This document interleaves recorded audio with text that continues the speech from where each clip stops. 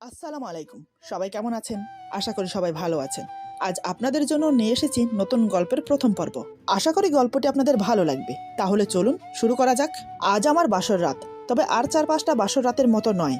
কারণ বাসর ঘরে 7 দিনের যমজ মেয়ে দুটোর মুখে আমার 2 হাত দিয়ে দুটো ফিতা ধরে আছি। বাসর ঘর শুধু নামে, কারণ কোনো ফুল দিয়ে সাজানো নেই। ইনফ্যাক্ট আমার সাজ নেই বললেই চলে। জামদামি লাল শাড়ি আর চুড়ি, এটাই অনেক সাজ এই বাসর ঘরের জন্য। কি অদ্ভুত নিয়তি, কার সাথে আজকে থাকার কথা আর কার সাথে আছি তাও জানি না। এখনো পর্যন্ত আমার স্বামীর মুখও দেখিনি। হঠাৎ খট করে দরজার শব্দ হলো। বুঝতে পারলাম তিনি এসেছেন। জানি না এখন কি হবে। মনের ভিতর ভয় মিশ্রিত একটা সংকোচ কাজ করছে। মনের ভিতর শুধু একটাই কথা বেজে যাচ্ছে, কি হবে কি হবে। তবে আমাকে বেশিক্ষণ অপেক্ষা করতে হলো না। ঘরে ঢুকেই হঠাৎ তিনি যা বললেন তার জন্য আমি একটুও প্রস্তুত ছিলাম না। বিশ্বাস করতে পারছি না মানুষ কিভাবে এতটা অমানসিকভাবে ব্যবহার করতে পারে, তাও এমন একটা রাতে। এরপর যা হলো। আমার নাম তানজিলা ইসলাম ইভা। ফ্যামিলিতে মা বাবা আর আমি আমার মা বাবার একমাত্র আদরের মেয়ে। এবার এসএসসি পরীক্ষা কমপ্লিট করে কলেজে ভর্তি হয়েছি। পড়াশোনায় বেশি ভালো না হলেও মোটামুটি, তবে দেখতে খুবই সুন্দরী। আমি বলছি না, সবাই বলে। যাই হোক, আমার বাবা একজন বিজনেসম্যান। নাম মোহাম্মদ উসমান হাসান। নম্র, ভদ্র, একজন বিশাল মনের মানুষ। যখন আমি যা চেয়েছি তাই দিয়েছে আমার বাবা। কখনো কোনো কিছুতে আপত্তি করেনি। তেমনি মাও আমাকে খুব ভালোবাসেন, সবকিছুতে আমাকে সাপোর্ট করেন। বলতে গেলে আমাদের হ্যাপি ফ্যামিলি। এভাবে বেশ ভালোই দিন যাচ্ছিল। কিন্তু ভালো দিন বেশি দিন থাকে না। কোনো কোনো কারণে মানুষের জীবনে ঝড় নেমে আসে। তাই হলো আমার জীবনে। এমন ঝড় নেমেছে যেন আমি চারিদিকে অন্ধকারে দেখছি। কোনো কুলকিনারা খুঁজে পাচ্ছি না আঁকড়ে ধরে বাঁচার জন্য। তাই মনটাকে ফ্রেশ করার জন্য কয়েকদিনের জন্য খালার বাড়িতে বেড়াতে চলে গেলাম। সেখানে খালা, খালু আর খালাতো বোন মীরা আছে। আমার খালাতো বোন আমার 1 বছরের ছোট। কিন্তু সেখানে গিয়ে বাঁধলো আরেক বিপত্তি। আমার খালাতো বোনের বিয়ে ঠিক হয়ে গেছে। কিন্তু আমার খালাতো বোন বিয়ের কথা শুনেই যাকে সে ভালোবাসে তার হাত ধরে পালিয়ে গেল। আমি জানতাম সে একটা ছেলেকে ভালোবাসে, তবে কোনোদিন দেখিনি। কিন্তু এভাবে পালিয়ে যাবে সেটাও ভাবতে পারিনি। তবে যেদিন পালিয়ে গিয়েছিল সেদিন আমি আড়ালে থেকে ছেলেটাকে দেখেছি। তাকে দেখার সাথে সাথে আমার মাথায় যেন বজ্রপাত হলো। নিজের চোখকে বিশ্বাস করাতে পারছি না। এত বড় বেইমানি, এত বড় ধোঁকা আমার সাথে। আসল কথা হলো, যার সাথে সে পালিয়ে গেছে তাকে আমি খুব ভালো করেই চিনি। কিন্তু কে আমার সাথে বেইমানি করলো? আমার খালাতো বোন নাকি সে? ব্যাপারটা আমার খুব খারাপ লাগলো। এখানে এসেছি একটু মানসিক শান্তি পাওয়ার জন্য, কিন্তু যা দেখলাম তা দেখে মন মানসিকতা আরো খারাপ হয়ে গেল। তখন আমি খুব মানসিকভাবে ভুগছি। মন মানসিকতা কিছুই ঠিক নেই। এমন পরিস্থিতিতে আমি আর বাসায়ও যেতে পারছি না, কারণ খালাতো বোন চলে যাওয়াতে খালা খালু একা হয়ে গেছে। তাদেরও মন মানসিকতা খুবই খারাপ। তাদের একমাত্র মেয়ে যে তাদের মান সম্মান এভাবে ডুবাবে, এটা তারা কখনোই ভাবতে পারেনি। এমন অবস্থায় তাদের পাশে কেউ থাকা খুবই প্রয়োজন। তাই আমি খালার বাসায় থেকে গেলাম। এভাবে বেশ কিছুদিন কেটে গেল। হঠাৎ একদিন একজন ভদ্র মহিলা খালার বাসায় আসলেন। চেহারায় ক্লান্তি আর চিন্তার ছাপ ফুটে উঠেছে। এমন মনে হচ্ছে তিনি খুব দুশ্চিন্তায় ভুগছেন। খালার থেকে জানতে পারলাম তিনি খালার দুঃসম্পর্কের ননদ লাগে। আমি ভেতরে চলে গেলাম ওনার জন্য চা নাস্তা নিয়ে আসতে। এদিকে ওনারা দুজন গল্প করতে লাগলো। আমি নাস্তা নিয়ে এসে ওনাদের হাতে হাতে দিতে লাগলাম। কিন্তু আমি কান খাড়া করে মহিলাটির কথা শুনতে লাগলাম। মহিলাটি তার দুশ্চিন্তার কথা আমার খালাকে বলল। ওনার কথা শুনে আমার খালার মন খারাপ হয়ে গেল। খালা বলে, কিন্তু এখন হঠাৎ এমন মেয়ে কোথায় পাওয়া যাবে? কোনো মেয়ে রাজি হবে না। ওনাদের কথা শুনে কেন জানি না আমার কি হয়ে গেল। হঠাৎ আমি বললাম, খালা আমি রাজি আছি। আমার কথা শুনে সবাই কেমন যেন হকচকিয়ে গেল। আমার খালা খুবই আপত্তি করলো। শেষমেশ আমাকে টলাতে না পেরে মা বাবাকে ফোন দিল। মা বাবা তড়িঘড়ি করে ছুটে এলো খালার বাড়িতে। সব কথা শুনে তারা তো রেগে মেগে আগুন। কিন্তু আমার জেদের কাছে তারা অবশেষে হার মানলো। আমার এই একটা সিদ্ধান্তে মা বাবার মন ভেঙে দিল। তারা খুব কষ্ট পেল। তারা এটা বুঝতে পারছে না আমি এমন একটা বিয়ে কেন করছি। আমি তো এর থেকেও ভালো কিছু ডিজার্ভ করি। এমন একটা ছেলেকে বিয়ে করছি যে কিনা আমার যোগ্যই না। এমনকি আমি ছেলেকে দেখতেও চাইনি। জেদ জিনিসটা খুবই খারাপ। একবার মাথায় জেদ উঠে গেলে মানুষ তখন কি করে সেটা সে নিজেও জানে না। আমার ক্ষেত্রেও তাই হলো। সবার অমতে গিয়ে আমি এই বিয়েটা করছি। কোনো ধুমধাম আত্মীয় স্বজন ছাড়াই এই বিয়েটা হচ্ছে। রাতে ছেলে আসলো, তারপর কাজে ডেকে বিয়ে পড়ানো হলো। এমন বিয়ে কোনো মা বাবাই তার ছেলে মেয়েদের করাতে চায় না, কিন্তু আমার মা বাবা করতে বাধ্য হলো, শুধু আমার মুখের দিকে তাকিয়ে। আসলে বিয়েটা একদিনের মধ্যে হয়ে গিয়েছিল, তাই কিছু করার সম্ভবও হয়নি। একসময় মা বাবা থেকে বিদায় নিয়ে শ্বশুর বাড়ি চলে এলাম। আজ আমার বাসর রাত, তবে আর 4-5টা বাসর রাতের মতো নয়। কারণ বাসর ঘরে 7 দিনের যমজ মেয়ে দুটোর মুখে আমার 2 হাত দিয়ে দুটো ফিতা ধরে আছি। বাসর ঘর শুধু নামে, কারণ কোনো ফুল দিয়ে সাজানো নেই। ইনফ্যাক্ট আমার সাজ নেই বললেই চলে। জামদামি লাল শাড়ি আর চুড়ি, এটাই অনেক সাজ এই বাসর ঘরের জন্য। কি অদ্ভুত নিয়তি, কার সাথে আজকে থাকার কথা আর কার সাথে আছি তাও জানি না। এখনো পর্যন্ত আমার স্বামীর মুখও দেখিনি, তবে একজন আমার লাইফ থেকে চলে গিয়ে ভালোই করেছে। তাই আমি আজ দুটো কিউট বেবি পেয়েছি। আমার মা এখনো পর্যন্ত আমাকে ভাত খাইয়ে দেয়, আর আমি কিনা দুটো বাচ্চা সামলাবো। ভাবতেই হাসি পাচ্ছে, আবার মন খারাপও হচ্ছে, কারণ জেদ করে মস্ত বড় লড়াইয়ে নেমেছি। জানি না কতটা সফল হতে পারবো। ও, আপনাদেরকে তো বলাই হয়নি, আমার স্বামীর নাম মোহাম্মদ আফরান ইসলাম ফাহিম। তিনি একজন বিজনেসম্যান। ওনারা দুই ভাই, উনি সবার বড়। ছোট ভাই লন্ডনে থেকে পড়াশোনা করছে। শ্বশুর অনেক আগেই মারা গেছে, কিন্তু মা এখনো বেঁচে আছে। আমার স্বামী আগে একটা বিয়ে করেছিল, তার প্রথম স্ত্রী মারা গেছে এই 7 দিনের যমজ বাচ্চা দুটো রেখে। কিভাবে কি হয়েছে আমি সেসব কিছুই জানি না, জানারও কোনো ইচ্ছে ছিল না। সত্যি বলতে আমি এই বাচ্চা দুটোর কথা শুনেই এই বিয়েতে রাজি হয়েছি। তবে তার পিছনে আরো একটা কারণ ছিল, সেটা না হয় ক্রমশ প্রকাশ্য। বাচ্চা দুটোর মুখে ফিটার ধরে নানান কথা ভাবতে লাগলাম। হঠাৎ কেউ পেছন থেকে মেহেলি কণ্ঠে বলে, ইভা, তোমার সারাদিন অনেক কষ্ট হয়েছে, এখন আমি বাচ্চাদের নিয়ে যাই। আমার শাশুড়ি মায়ের কথা শুনে নিজের ভাবনা থেকে বেরিয়ে চোখের পানি মুছে বললাম, না আন্টি, ওরা আমার কাছে থাকবে, আমার কোনো অসুবিধা হবে না। শাশুড়ি মা বলে, কালকে না হয় তোমার কাছে থাকবে, আর তুমি আমাকে আন্টি বলবে না, মা বলবে। আমি বললাম, আচ্ছা, কিন্তু ওরা আমার কাছে থাকবে। মা বলে, খুব জেদি মেয়ে তো তুমি, আমার ছেলেটাকেও তোমার জিদ দিয়ে নিজের করে নিও। আমি বললাম, মা বলে, তোমার খাবারটা রেখে যাচ্ছি, খেয়ে নিও। আমি বললাম, আপনি কি খেয়েছেন? মা বলে, না, এখন খাবো। আর হ্যাঁ, যত রাত হোক, ওদের সামলাতে তোমার কষ্ট হলে আমাকে ডাকতে ভুলবে না। আমি বললাম, আচ্ছা ঠিক আছে। শাশুড়ি এই কথা বলে চলে গেল। যাওয়ার সময় অবশ্যই দরজা লাগিয়ে দিয়ে গিয়েছিল। শাশুড়ি মা চলে যাওয়ার পর আমি বাচ্চাদের ঠিকমতো শুইয়ে দেই। হঠাৎ দরজায় খুট করে একটা শব্দ হলো। বুঝতে পারলাম তিনি এসেছেন। মনের ভিতর ভয় মিশ্রিত একটা সংকোচ কাজ করছে। কেমন যেন একটা অনুভূতি ছেয়ে যাচ্ছে পুরো শরীর জুড়ে। বাসর রাতে সম্পূর্ণ একটা অচেনা মানুষের সাথে থাকতে হবে ভেবেই যেন আত্মারাম কেঁপে উঠছে। মনের ভিতর শুধু একটা কথাই বেজে যাচ্ছে, কি হবে কি হবে। মনে মনে ভেবে নিলাম, ভয় পেলে চলবে না, প্রতিটা কথার যথাযথ উত্তর দিতে হবে, তাহলে আমি টিকতে পারবো। তাই মনে মনে সাহস জোগাতে লাগলাম। ফাহিম দরজার কাছে কিছুক্ষণ দাঁড়িয়ে ধুম করে দরজা লাগিয়ে দেয়। আমি বিছানা থেকে নেমে দাঁড়িয়ে বললাম, বাচ্চারা ঘুমোচ্ছে, তাই আস্তে শব্দ করবেন। ফাহিম রাগের সাথে বলে, তোমার থেকে এখন আমার জ্ঞান নিতে হবে, কি করব না করব। আমি বললাম, ভুল কাজ করলে অবশ্যই সঠিক পথ দেখাবো। ফাহিম বলে, এই শোনো, আমার থেকে স্বামীর অধিকার আশা করো না। ভেবো না তোমার সুন্দর মুখ দেখে আমার। ওর মুখ থেকে কথা ছিনিয়ে আমি বললাম, আমার ভালোবাসার মানুষের জায়গা তোমাকে দিতে পারবো না, কোনোদিন ভালোবাসা পাবার আশা করো না, ব্যাস, আর সিনেমার ডায়লগ দিতে হবে না। ফাহিম বলে, তুমি তো বড্ড বাচাল। আমি বললাম, আপনি যা বলতে চেয়েছেন তা আমি বলে দিলাম, যাতে আপনার কষ্ট কম হয়। ফাহিম বলে, ধ্যাত, সামনে থেকে সরো, আমি ঘুমাবো। আমি বললাম, বিছানায় আপনার জায়গা হবে না, নিচে ঘুমান। ফাহিম বলে, আজকে আমার বাসায় তোমার প্রথম দিন বলে কিছু বললাম না, তা না হলে তোমাকে বুঝিয়ে দিতাম আমার সাথে মুখে মুখে তকরা করার ফল কি হয়। বুঝতে পারলাম আমি কথা বললে কথা বাড়বে, তাই চুপ করে রইলাম। আমার স্বামী নিজেই নিচে বিছানা করে শুয়ে পড়ে। আমি খাটের এক কোণে বসে আছি। চোখ গেল শাশুড়িমা খাবার রেখে গিয়েছে সেদিকে। এদিকে আমার খুব খিদে লেগেছে, কিন্তু উনি বোধ হয় খায়নি, এটা ভেবে খুব খারাপ লাগলো। যতই উনি আমাকে স্ত্রী হিসেবে গ্রহণ না করুক, কিন্তু আমি ওনার স্ত্রী, ওনাকে না খাইয়ে নিজে কিভাবে খাই। তাই খাবারের প্লেট নিয়ে ওনার সামনে বসে আঙ্গুল দিয়ে হাতে খোঁচা মেরে বললাম, এই যে শুনেন, একটু উঠে বসুন। আমার কাণ্ড দেখে ফাহিম আরো রেগে যায়। ফাহিম বলে, মহা জ্বালা তো। আমি বললাম, কিছু খেয়েছেন? ফাহিম বলে, না, খাবো না।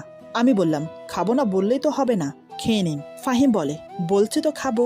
আর কিছু বলার আগে আমি ওনার মুখে ভাতের লোকমা দিয়ে দিলাম। আমি বললাম, আর একটাও কথা বলবেন না, চুপচাপ খেয়ে নিন। ফাহিম আর একটা কথাও বলল না, বাধ্য ছেলের মতো খেয়ে নিল। পেটে খিদে, তাই রাগটা কাজে লাগাতে পারিনি। আমিও একটু খেয়ে বিছানায় গা এলিয়ে দিলাম। উনি একটু রাগী প্রকৃতির মানুষ, কিন্তু বেশ ভালো, সেটা বুঝেছি। বউকে অনেক ভালোবাসতো, নয়তো নতুন সদ্য বিয়ে করা বউয়ের দিকে ঠিক মতো তাকালোও না। প্রথম ভালোবাসা ভোলা যায় না ঠিক, কিন্তু নতুন করে জীবন সাজিয়ে নেওয়া যায়। আর যারা বেইমানি করে তাদের কথা তো আলাদা। কেউ একজন একদিন বলেছিল আমি তার প্রথম ও শেষ ভালোবাসা, কিন্তু আজ তার বুকে অন্য কেউ। আমার কাছে সে এখন দীর্ঘশ্বাস, আর বাচ্চারা আমার নতুন জগৎ। নানান কথা ভাবতে ভাবতে ঘুমে চোখটা লেগে এসেছিল। হঠাৎ বাচ্চার কান্নার শব্দ পেয়ে তাড়াতাড়ি উঠে বসলাম। টাওয়ালের মধ্যে ফিটার মোড়ানো ছিল, সেটা বের করে বাচ্চাদের মুখে ধরি, আর এক নিমেষেই কান্না বন্ধ হয়ে গেল। ওদের খাইয়ে আমিও ঘুমিয়ে পড়লাম। সকালে আমি উঠে ফ্রেশ হয়ে নিলাম। ফ্রেশ হয়ে এসে দেখি উনি এখনো ঘুমোচ্ছেন। আমি এবার ওনাকে ডাক দিলাম, কিন্তু কোনো সারা শব্দ নেই। আস্তে করে ধাক্কা দেওয়ার সাথে সাথে উনি আমাকে জড়িয়ে ধরে বলে, সকালবেলা তোমার মিষ্টি ছোঁয়া না পেলে আমার ঘুম ভাঙে না। আমি বললাম, ছাড়ুন আমাকে, আপনি ভুল করছেন। ফাহিম বলে, না, তুমি আমার সাথে শুয়ে থাকবে। এই বলে আমাকে জোর করে জড়িয়ে ধরে বুকের সাথে মিশিয়ে নেয়। আমি কিছু বুঝে ওঠার আগেই টুপটুপ করে আমার মুখে কিস করতে থাকে। চুলের খোপা শক্ত করে চেপে ধরে আমার ঠোঁটে আলতো করে কিস করে। এবার আমি থাকতে না পেরে পাশে একটা পানির গ্লাস রাখা ছিল, গ্লাসের মধ্যে আঙ্গুল ডুবিয়ে উনার মুখে পানি ছিটিয়ে দিলাম। উনি লাফিয়ে উঠে বসে, তারপর আমার দিকে এক নজর তাকিয়ে ওয়াশরুমে চলে গেল। ভেবেছিলাম বকাবকি করবে আমাকে, কিন্তু না, চুপচাপ চলে গেল। বুঝতে পারলাম পুরনো অভ্যাস ছিল, তা এখনো মনে গেঁথে রয়েছে। আমিও কিছু বললাম না, কিই বা বলবো। এটা যে স্বেচ্ছায় হয়নি এটা আমি খুব ভালো করেই জানি। আমি নিচের বিছানা গুছিয়ে উপরে রেখে ঘর থেকে বের হব, এমন সময় আমার শাশুড়ি মা নিচে থেকে ডেকে বলে, ইভা, ড্রয়িং রুমে এসে দেখো, তোমার বোন এসেছে। শাশুড়ি মায়ের মুখে এমন কথা শুনে একটু অবাক হলাম। আমার বোন মানে? আমার তো একটাই বোন, সে হলো আমার খালাতো বোন। সে তো তার বয়ফ্রেন্ডের সাথে পালিয়ে গেছে। তাহলে হঠাৎ আজ এ বাড়িতে? শাশুড়ি মায়ের ডাক শুনে আমি বাচ্চাদের কোলে নিয়ে ড্রয়িং রুমে গিয়ে দেখলাম এ তো আমার প্রাক্তনের বউ। হ্যাঁ, এটাই সত্যি, আমার খালাতো বোন আমার প্রাক্তনের সাথে পালিয়ে গেছে। আমি কিছু না জানার ভাব করে ওর সামনে দাঁড়ালাম। আমাকে দেখে মীরা বলে, আপু, তুই শেষ পর্যন্ত 2 সন্তানের বাবা, তাকে বিয়ে করলি? দেশে কি ছেলের অভাব ছিল নাকি? আমি বললাম, আমি কারো সংসার ভেঙে বিয়ে করিনি। আর 2 সন্তান আছে, তাতে কি হয়েছে? কত লোক আছে সন্তানের জন্য হাহাকার করে, সেক্ষেত্রে আমার ভাগ্য অনেক ভালো।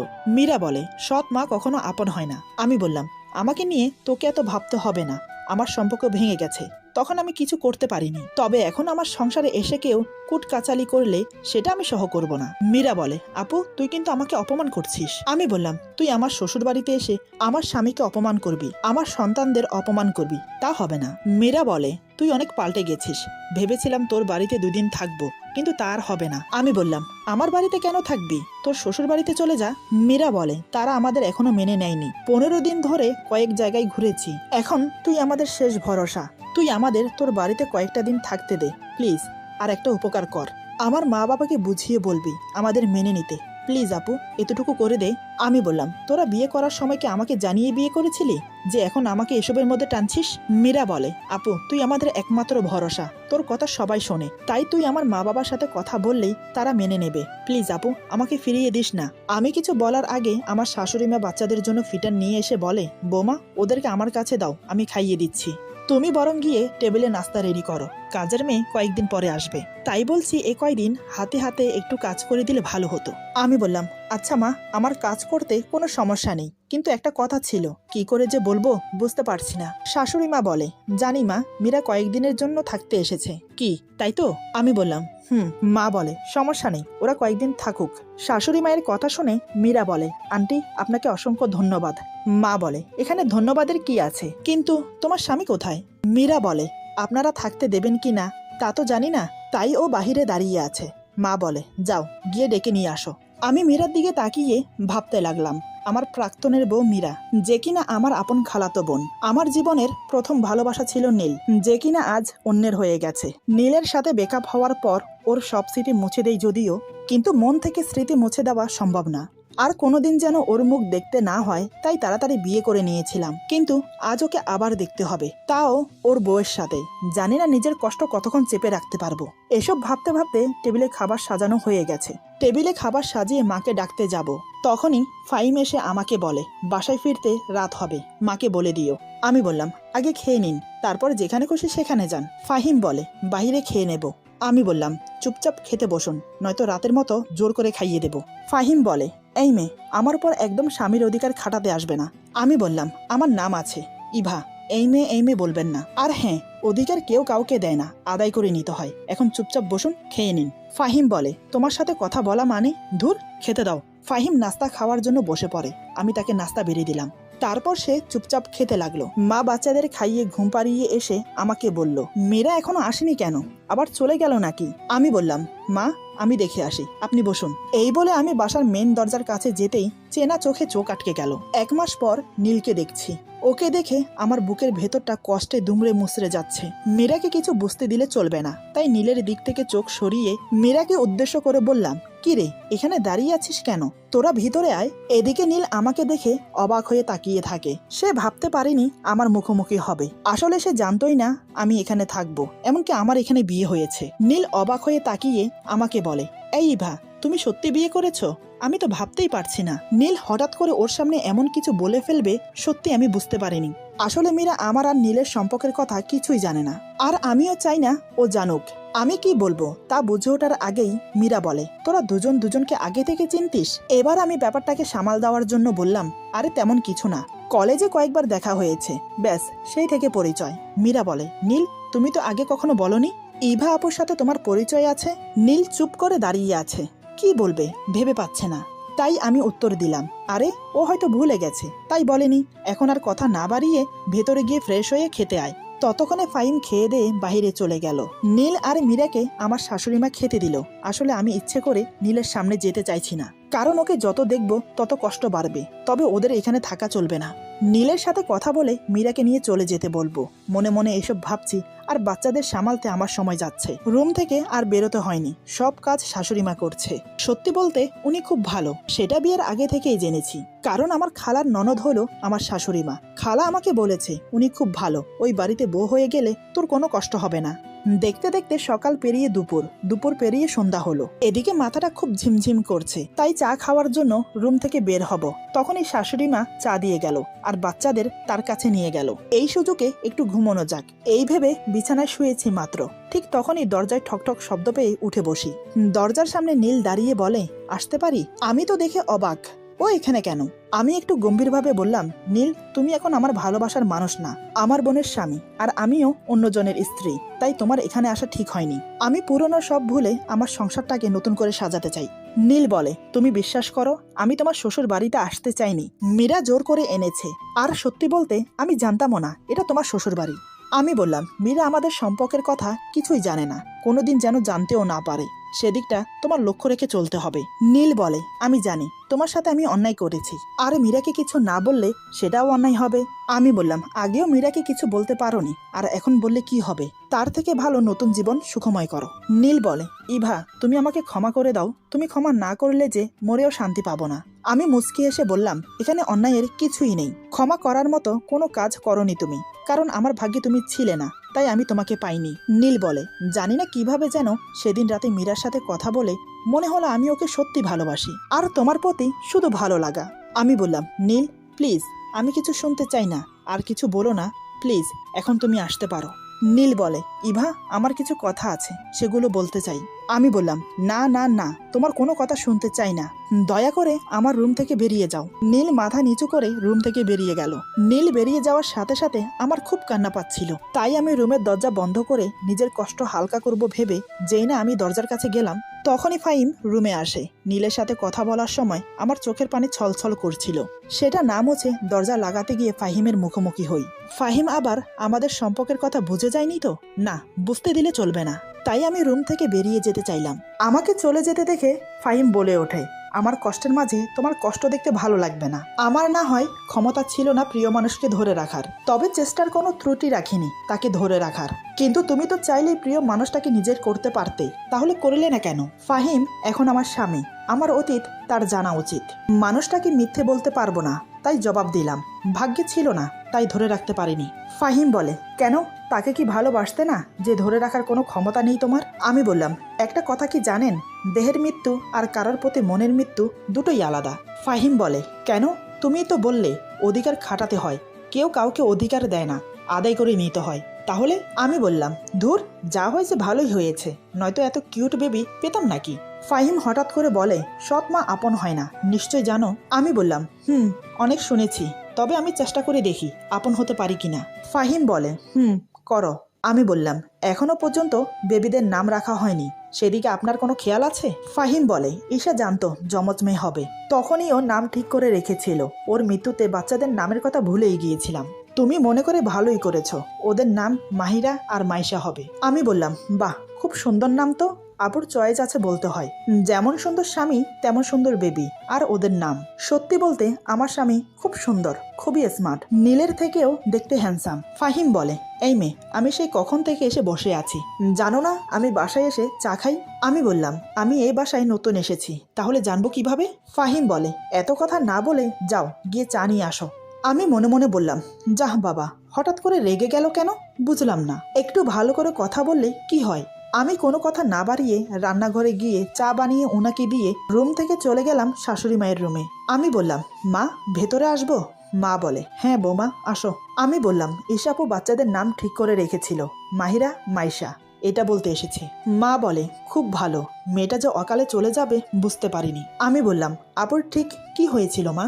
মা বলে, ডেলিভারির ডেটের আগেই হঠাৎ করে প্রসব ব্যথা শুরু হয়, তারপর হসপিটালে নিয়ে যাওয়ার পর নর্মালেই বাচ্চা হয়, কিন্তু অনেক ব্লাড ক্ষরণ হয়। ডাক্তার বলে তাড়াতাড়ি এবি নেগেটিভের ব্লাড দিতে হবে। এত বড় হসপিটালে কোথাও এবি নেগেটিভের ব্লাড পাওয়া যায়নি। বাহিরে অনেক হসপিটালে খুঁজতে খুঁজতে অবশেষে পাওয়া গেল, কিন্তু ততক্ষণ অনেক দেরি হয়ে গেছে। ব্লাড নিয়ে আসতে আসতে ঈশা আমাদের ছেড়ে চলে যায়। কথাগুলো বলে শাশুড়িমা কেঁদে দেয়। তাকে কি বলে সান্ত্বনা দেব সে ভাষা আমার নেই। শাশুড়িমা কেঁদে কেঁদে আমার হাত ধরে বলে, তুমি বাচ্চাদের সৎ মা না, আপন মা হয়ে থেকো, কখনো যেন ওরা মায়ের অভাব বুঝতে না পারে। আমি বললাম, মা আপনি কিছু চিন্তা করবেন না, আমিই ওদের মা, পেটে ধরিনি তাতে কি মা হওয়া যায় না? জানেন মা, আমি আপনার ছেলেকে বিয়ে করেছি শুধুমাত্র এই বাচ্চা দুটির কথা শুনে। মা বলে, তুমি খুব ভালো, দ্বিতীয়বার আমার ঘরে এত ভালো বউ আসবে ভাবতে পারিনি। আমি বললাম, মা আমি ওদের নিয়ে যাই? মা বলে, আচ্ছা। আমি বাচ্চাদের আমার রুমে এনে শুইয়ে দিয়েছি, তারপর খালামাকে কল দিয়ে বলেছি কালকে সকালে যেন আমাদের বাসায় চলে আসে।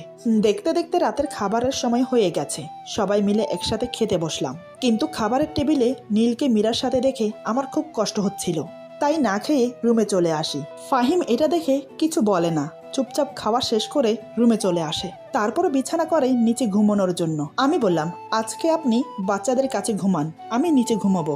ফাহিম বলে, তার কোনো দরকার নেই।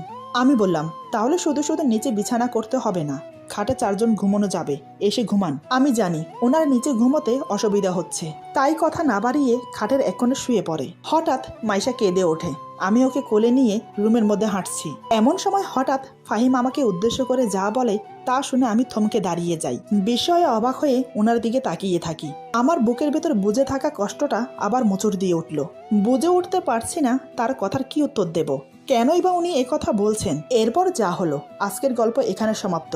গল্পের বাকি অংশ পেয়ে যাবেন আগামী পর্বে। আশা করি গল্পটি আপনাদের ভালো লাগবে। যদি ভালো লাগে তাহলে লাইক, কমেন্ট এবং সাবস্ক্রাইব করে আমাদের পাশে থাকুন। সবাই ভালো থাকবেন, সুস্থ থাকবেন আর বন্ধুদের সাথে বেশি বেশি করে শেয়ার করবেন। আল্লাহ হাফেজ।